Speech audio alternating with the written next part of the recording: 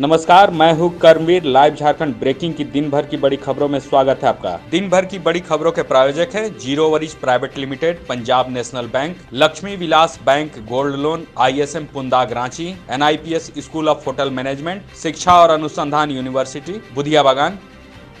प्रधानमंत्री नरेंद्र मोदी और केंद्रीय गृह मंत्री अमित शाह का ऐलान, कोरोना वायरस की वजह से नहीं जाएंगे किसी होली मिलन समारोह में।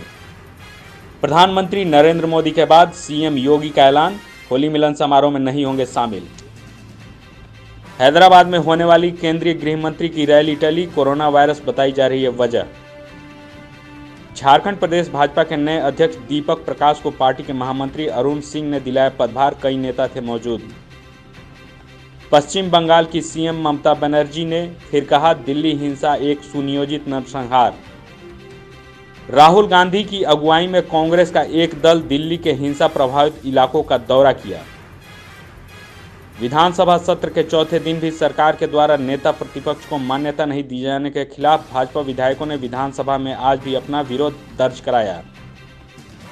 भाजपा प्रवक्ता नेहा जोशी ने कहा, कांग्रेस पार्टी और उनके पूर्व अध्यक्ष राहुल गांधी के चाल और चरित्र से अब हर कोई है वाकिफ।